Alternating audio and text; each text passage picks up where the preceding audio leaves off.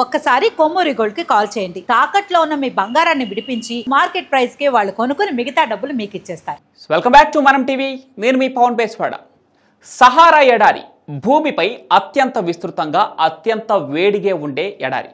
కానీ ఈ ఎడారి ఒకప్పుడు పచ్చదనంతో కలకలలాడి ఒక అందమైన ప్రపంచం అంటే నమ్మగలుగుతారా? ఈరోజు మనం చూస్తున్న ఎండిన ఇసుక ధారల కింద వేల సంవత్సరాల క్రితం ఒక మహా సుసంపన్న సామ్రాజ్యం దాగి ఉందన్నది శాస్త్రవేత్తలు చెబుతున్న వాస్తవం. పూర్వం ఇక్కడ నదులు ప్రవహించేవి, చెట్లు మొలిచేవి, జంతువులు కూడా హాయిగా తిరిగేవట. అవును, 1950లలో శాస్త్రవేత్తలు సహారాలో కనుగొన్న కొన్ని శిలా చిత్రాలు ఈ ఊహలకు మరింత బలాన్ని చేకూరుస్తున్నాయి.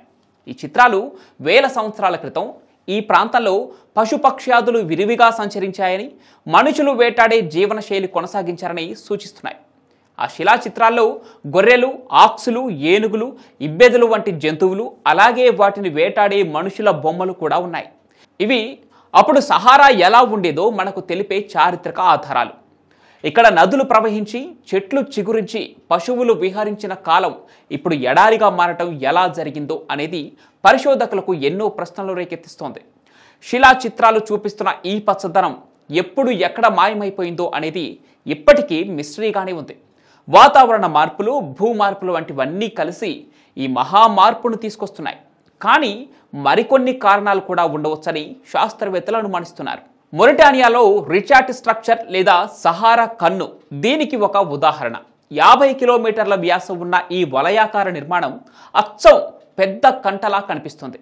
ఇది సహజంగా ఏర్పడిందా లేక మన పూర్వపు నాగరికతల చేత నిర్మించబడిందా అనే ప్రశ్న ఇప్పటికీ ముమ్మరంగానే ఉంది.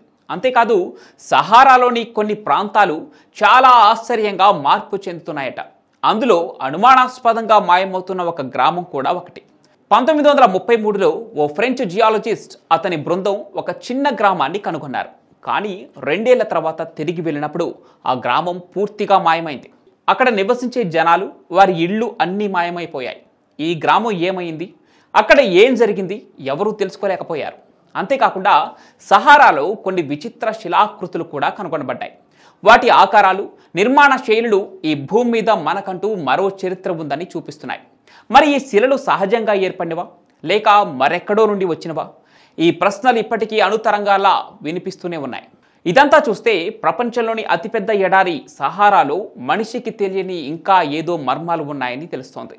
అసలు మనం ఎక్కడి నుంచి వచ్చాం, మన చరిత్ర ఎంత పాతది, సహారాలో అంతరించిన చరిత్ర, అజ్ఞాత శిలలు, వింత నిర్మాణాలు, మరి ఎన్నో మర్మాలు. ఇవన్నీ మన మనసులో ప్రశ్నలుగా మెదిలే సస్పెన్స్లే. వీటన్నిటికీ కాలమే సమాధానం చెప్పాలి. మరి సహారా ఎడారిపై మీ అభిప్రాయం ఏంటో కామెంట్ల రూపంలో తెలియజేయండి.